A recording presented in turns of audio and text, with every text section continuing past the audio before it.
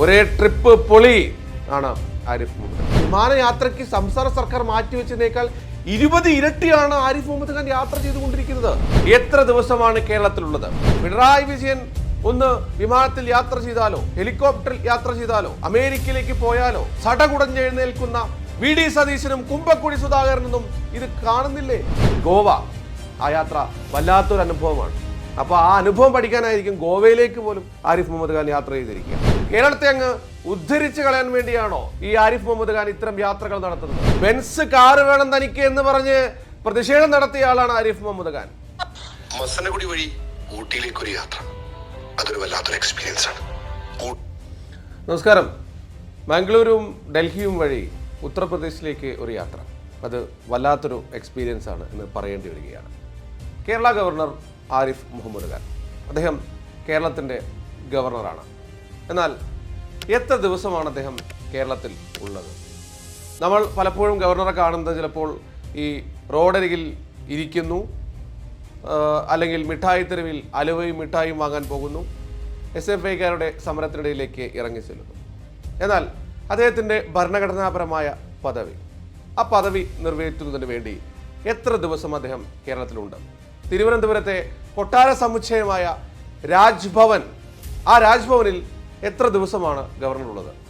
ഒരു രാജ്ഭവന് വേണ്ടി സംസ്ഥാന സർക്കാർ ബജറ്റിൽ പോലും തുക ചിലവ് മാറ്റിവെക്കേണ്ട അവസ്ഥ ഉണ്ടാകുന്നു. എന്നാൽ അതിൻ്റെ ഇരട്ടിയുടെ ഇരട്ടിയാണ് അവിടെ ചിലവ് സാധാരണ രീതിയിൽ വരാറുള്ളത്.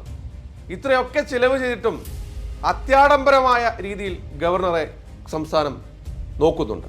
പക്ഷേ അദ്ദേഹം കേരളത്തിൽ ഇല്ല എന്ന വാർത്തകളാണ് പുറത്തു വരുന്നത്.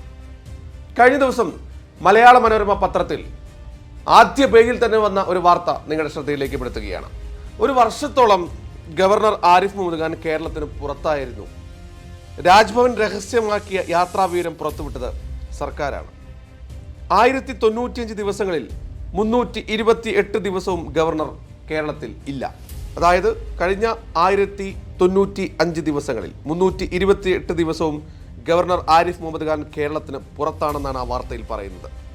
VR പ്രതാപാണ് വാർത്ത റിപ്പോർട്ട് ചെയ്തിരിക്കുന്നത്. ഏറ്റവും കൂടുതൽ വിമാനയാത്ര നടത്തിയ ഗവർണർമാരുടെ പട്ടികയിലും ഇദ്ദേഹം ഇടം നേടി. പലവട്ടം രാജ്ഭവനോട് വിവരാവകാശ നിയമപ്രകാരം ചോദിച്ചിട്ടും നൽകാത്ത ഈ വിവരം ഒടുവിൽ മുഖ്യമന്ത്രിയുടെ പൊതുഭരണ വകുപ്പാണ് പുറത്തുവിട്ടത്. 2021 ജൂലൈ 29 മുതൽ ഈ മാസം 1 വരെയുള്ള കണക്കാണ് വെളിപ്പെടുത്തിയത്. 2019 സെപ്റ്റംബറിലാണ് ആരിഫ് മുഹമ്മദ് ഖാൻ ഗവർണറായി ചുമതലയേറ്റത്. ഗവർണറുടെ പതിവായുള്ള യാത്രകൾക്കെതിരെ അടുത്തിടെ മന്ത്രിമാർ രംഗത്ത് വന്നിരുന്നു. ഗവർണറുടെ യാത്രയ്ക്കായി ബജറ്റിൽ മാറ്റിവെച്ചതിൻ്റെ 20 ഇരട്ടി വരെ സർക്കാർ നൽകേണ്ടി വരുന്നുവെന്നും ആക്ഷേപമുണ്ടായി.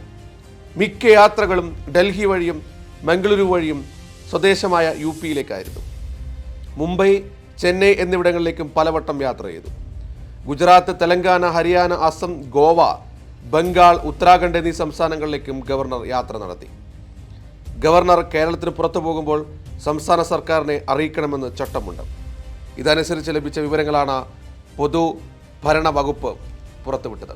അതായത് കേരളത്തിൻ്റെ ഗവർണറായ ആരിഫ് മുഹമ്മദ് ഖാൻ എത്ര ദിവസമാണ് കേരളത്തിലുള്ളത്? അദ്ദേഹം പല ദിവസങ്ങളിലും തലസ്ഥാനത്തില്ല, അല്ലെങ്കിൽ സംസ്ഥാനത്തിൻ്റെ ഒരു ഭാഗത്തും ഇല്ല എന്നുള്ളതാണ്. Arif Muhammad Khan full time ടൂറിലാണ്.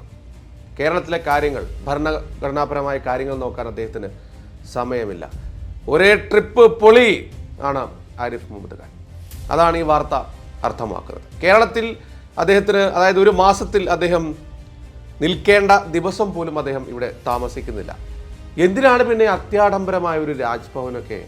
അവിടെ ജോലിക്കാരുണ്ട്, പോലീസുകാരുണ്ട്, സുരക്ഷയ്ക്ക് വേണ്ടി ഇപ്പോൾ CRPFനെ പോലും ഇറക്കിയിരിക്കുകയാണ്. എന്നാൽ CRPF വന്ന അന്ന് വൈകിട്ട് തന്നെ അദ്ദേഹം ഡൽഹിയിലേക്ക് യാത്ര പോയി.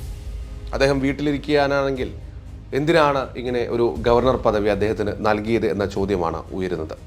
അധികവും അദ്ദേഹത്തിൻ്റെ നാട്ടിലാണ് അദ്ദേഹം ഉണ്ടാകാറുള്ളത്, അല്ലെങ്കിൽ ഡൽഹിയിൽ ഭരിക്കാനാണെങ്കിൽ ഇങ്ങനെ ഒരു ഗവർണർ പദവിയുടെ ആവശ്യമുണ്ടോ എന്ന ചോദ്യവും ഇതോടൊപ്പം ഉയരുന്നു.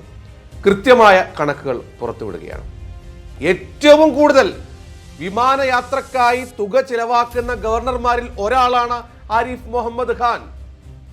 പിണറായി വിജയൻ ഒന്ന് വിമാനത്തിൽ യാത്ര ചെയ്താലോ, ഹെലികോപ്റ്ററിൽ യാത്ര ചെയ്താലോ, അമേരിക്കയിലേക്ക് പോയാലോ സടകുടഞ്ഞെഴുന്നേൽക്കുന്ന VD സതീശനും കുമ്പക്കുടി സുധാകരനൊന്നും ഇത് കാണുന്നില്ലേ? ഇത്തരത്തിൽ ഗവർണർ നടത്തുന്ന ഈ ധൂർത്തിന് ഒരു പരിഹാരമില്ലേ? ഭരണഘടനാ പദവിയായതുകൊണ്ടും സംസ്ഥാന സർക്കാരാണ് ഇതിൻ്റെ എല്ലാ ചിലവുകളും വഹിക്കേണ്ടത് എന്നുള്ളത് കൊണ്ടും സംസ്ഥാന സർക്കാരിൻ്റെ പൊതുഭരണ വകുപ്പാണ് ഇത്തരം ചിലവുകൾ നടത്തുന്നത്. പലതവണ രാജ്ഭവനോട് വിവരാവകാശ പ്രകാരം ഇക്കാര്യങ്ങൾ ചോദിച്ചപ്പോൾ അവർ യാതൊരു തരത്തിലുമുള്ള മറുപടിയും നൽകിയിരുന്നില്ല. പക്ഷേ ഈ പൈസ ചെലവാക്കുന്നത് പിണറായി വിജയന്റെ സർക്കാരുമാണല്ലോ. അതുകൊണ്ട് പൊതുഭരണ വകുപ്പിൽ നിന്നും ലഭിച്ച വിവരങ്ങൾ പ്രകാരമുള്ള കാര്യങ്ങളാണ് അല്പസമയം മുമ്പ് പറഞ്ഞത്. അദ്ദേഹം എങ്ങോട്ടൊക്കെയാണ് യാത്ര ചെയ്യുന്നത്? ഡൽഹിയിലേക്ക് പോകുന്നു, മംഗലാപുരത്തേക്ക് പോകുന്നു, ഉത്തർപ്രദേശിലേക്ക് പോകുന്നു, മറ്റു ചില സ്ഥലങ്ങളും കൂടി നേരത്തെ സൂചിപ്പിച്ചല്ലോ. ഗുജറാത്ത്, തെലങ്കാന, ഹരിയാന, അസം, ഗോവ, ബംഗാൾ, ഉത്തരാഖണ്ഡ് എന്നീ സംസ്ഥാനങ്ങളിലേക്കൊക്കെ പോകുന്നു. കേരളത്തെ അങ്ങ് ഉദ്ധരിച്ച് കളയാൻ വേണ്ടിയാണോ ഈ ആരിഫ് മുഹമ്മദ് ഖാൻ ഇത്തരം യാത്രകൾ നടത്തുന്നത്? മറ്റ് സംസ്ഥാനങ്ങളിലേക്കൊക്കെ പോയി പഠിച്ച് കേരളത്തേക്ക് കൊണ്ടുവരേണ്ട ഉത്തമ മാതൃകകൾ എടുത്തങ്ങ് കൊണ്ടുവരാൻ വേണ്ടിയാണോ പോകുന്നത്? എന്തിനാണ് ഇത്തരത്തിലുള്ള യാത്രകൾ എന്നുള്ള ചോദ്യം സംശയമാണ്. പ്രത്യേകിച്ച് ഒരു സംസ്ഥാനത്തിൻ്റെ തലവൻ എന്ന രീതിയിൽ മാത്രം ഒതുങ്ങി നിൽക്കേണ്ട ഒരു പദവി. ഈ പദവിയിൽ ഇരിക്കുന്നവരാണ്. ഒരു ജനപ്രതിനിധി പോലുമല്ല ആരിഫ് മുഹമ്മദ് ഖാൻ. ആരും ജയിപ്പിച്ചിട്ട് വന്നതൊന്നുമല്ല ആരിഫ് മുഹമ്മദ് ഖാൻ. മാനേജ്മെൻറ്റ് കോട്ടയിൽ കിട്ടിയൊരു സീറ്റാണ്. അപ്പോൾ അവിടെ മാത്രം ഒതുങ്ങി നിൽക്കേണ്ട. ഈ സമയത്ത് നമ്മുടെ ഷീല ദീക്ഷിതിനെയൊക്കെ ഓർമ്മ വരുന്നു. അവർ പരമാവധി ചിലവ് കുറക്കുന്നതിന് വേണ്ടി ട്രെയിനിലായിരുന്നു അവർ അധികവും യാത്രയൊക്കെ ചെയ്തിരുന്നത്. മുൻ ഗവർണറാണ് കേരളത്തിൻ്റെ. അത് അന്ന് UPA സർക്കാരായിരുന്നു എന്നത് മാത്രം. എങ്കിൽ പോലും ഗവർണറുടെ പരിവാരങ്ങൾക്കും വേണ്ടി സംസ്ഥാന സർക്കാർ ചിലവാക്കുന്ന തുക കേട്ടാൽ ഞെട്ടിപ്പോകുമെന്നാണ്. ബജറ്റിൽ ഇദ്ദേഹത്തിന്റെ യാത്രയ്ക്കും മറ്റുമായി, അതായത് വിമാനയാത്രയ്ക്ക് സംസ്ഥാന സർക്കാർ മാറ്റിവെച്ചതിനേക്കാൾ 20 ഇരട്ടിയാണ് ആരിഫ് മുഹമ്മദ് ഖാൻ യാത്ര ചെയ്തുകൊണ്ടിരിക്കുന്നത്. ഇവിടെ പട്ടിണിപ്പാവങ്ങളെക്കുറിച്ചും തൊഴിലില്ലായ്മയെക്കുറിച്ചും പെൻഷനെക്കുറിച്ചും ഒക്കെ സംസാരിക്കുമ്പോൾ ഏതെല്ലാം വകുപ്പിൽ ഈ തുക പോകുന്നു സംസ്ഥാന സർക്കാരിൻ്റെ ഭാഗത്ത് നിന്ന് എന്നുള്ളൊരു കാര്യം ഓരോ പൗരനും ആലോചിക്കേണ്ടതാണ്. മനോരമയിൽ വന്ന ഈ വാർത്ത അന്വർത്ഥമാക്കുകയാണെങ്കിൽ 1095 ദിവസങ്ങളിൽ 328 ദിവസം ഗവർണർ ആരിഫ് മുഹമ്മദ് ഖാൻ കേരളത്തിന് പുറത്താണ്. എന്താണ് അദ്ദേഹത്തിന് പുറത്ത് പണി? ഇനിയിപ്പോൾ കുടുംബത്തോടൊപ്പം താമസിക്കാനാണെങ്കിൽ പോലും രാജകൊട്ടാര സമാനമായ രാജ്ഭവനുണ്ട്. അങ്ങോട്ടേക്ക്, അല്ലെങ്കിൽ തൻ്റെ താമസിച്ച സ്ഥലം അല്ലെങ്കിൽ ജനിച്ച സ്ഥലം, മാതൃ സംസ്ഥാനം കാണാൻ അത്രയും ആഗ്രഹമുണ്ടെങ്കിൽ അദ്ദേഹത്തിന് ഇത്രയും ദിവസമൊക്കെ അവിടെ ചിലവഴിക്കേണ്ടതുണ്ടോ? അങ്ങനെ UP മാത്രം കാണാനാണെങ്കിൽ ഈ ഗുജറാത്തിലേക്കും തെലങ്കാനയിലേക്കും ഹരിയാനയിലേക്കും അസമിലേക്കും ഗോവയിലേക്കും ബംഗാളിലേക്കും ഉത്തരാഖണ്ഡിലേക്കും എന്തിനാണ് പോകുന്നത് എന്ന ചോദ്യം കൂടിയുണ്ട്. ഗോവ, ആ യാത്ര വല്ലാത്തൊരു അനുഭവമാണ്. അപ്പോൾ ആ അനുഭവം പഠിക്കാനായിരിക്കും ഗോവയിലേക്ക് പോലും ആരിഫ് മുഹമ്മദ് ഖാൻ യാത്ര ചെയ്തിരിക്കുക. അത്തരത്തിൽ സംസ്ഥാനത്തിന് വലിയ ചിലവ്. എന്തുകൊണ്ടാണ് രാജ്ഭവൻ വിവരാവകാശ നിയമപ്രകാരം ഇക്കാര്യങ്ങൾ ചോദിച്ചപ്പോൾ നൽകാത്തത്? അതിൽ തന്നെ ഇല്ലേ കള്ളക്കളി എന്ന ചോദ്യമാണ് ഉയരുന്നത്. 2021 ജൂലൈ 29 മുതൽ ഈ മാസം 1 വരെയുള്ള, അതായത് ഈ 2024 ജനുവരിയിലുള്ള കണക്കുകളാണ് വെളിപ്പെടുത്തിയിരിക്കുന്നത്. 2019 സെപ്റ്റംബറിലാണല്ലോ ആരിഫ് മുഹമ്മദ് ഖാൻ ഗവർണറായി ചുമതലയേറ്റത്. അതിനുശേഷം, അതായത് ഗവർണറുടെ പതിവായുള്ള വിമാനയാത്രയ്ക്കെതിരെ മന്ത്രിമാർ പോലും രംഗത്തെത്തിയിരുന്നു. അത് തിരുവനന്തപുരത്ത് താമസിക്കുന്ന ഒരാൾക്ക് അറിയാം. കാരണം ഗവർണറുടെ ഒരു വിമാനത്താവള യാത്രയ്ക്കും വേണ്ടി എത്ര സമയമാണ് സാധാരണ മനുഷ്യർ റോഡിൽ കിടക്കാറുള്ളത്. ഈ Z+ കാറ്റഗറി നേരത്തെയും ഉണ്ട്. കേരള പോലീസ് നേരത്തെയും ഈ ഇദ്ദേഹത്തിന് Z+ കാറ്റഗറി നൽകുന്നുണ്ട്. ഇപ്പോൾ CRPFന്റെ Z+ കാറ്റഗറി എന്ന് മാത്രമേ ഉള്ളൂ. കാരണം പുതിയൊരു സംഭവം ആരിഫ് മുഹമ്മദ് ഖാന് വേണ്ടി കേന്ദ്ര സർക്കാർ കൊടുത്തിട്ടൊന്നുമില്ല. അപ്പോൾ ഈ Z+ കാറ്റഗറി ഉള്ളതുകൊണ്ട് അദ്ദേഹത്തിൻ്റെ സ്ഥിരമായ കുറച്ച് റൂട്ടുകളുണ്ട്. ആ റൂട്ടുകളിലൂടെ പോകുമ്പോൾ എല്ലാ മനുഷ്യരും അരമണിക്കൂറിലധികം റോഡിൽ കിടക്കുന്ന സാഹചര്യമുണ്ട്. കാരണം അതായത് ആരിഫ് മുഹമ്മദ് ഖാൻ കേരളത്തിൽ നടത്തുന്ന യാത്ര ഒക്കെ തിരുവനന്തപുരം വിമാനത്താവളത്തിലേക്ക് മാത്രമാണ്. പ്രധാനമായും അദ്ദേഹത്തിന് രാവിലെ എഴുന്നേറ്റ് തിരുവനന്തപുരം വിമാനത്താവളത്തിലേക്ക് പോവുക, തൊട്ടടുത്ത ദിവസം തിരിച്ചു വരിക, അടുത്ത ദിവസം തന്നെ വീണ്ടും വിമാനത്താവളത്തിലേക്ക് പോവുക. തിരുവനന്തപുരം വിമാനത്താവളവുമായി അദ്ദേഹത്തിന് വലിയൊരു ആത്മബന്ധം തന്നെയുണ്ട്. കാരണം ഏറ്റവും കൂടുതൽ അദ്ദേഹം കാണുന്നത് തിരുവനന്തപുരം വിമാനത്താവളമാണ്. കാരണം അദ്ദേഹം മുഴുവൻ സമയവും യാത്രയിലാണ്, യാത്രക്കാരുടെ ശ്രദ്ധയ്ക്ക് എന്ന് പറയുന്നത് പോലെ.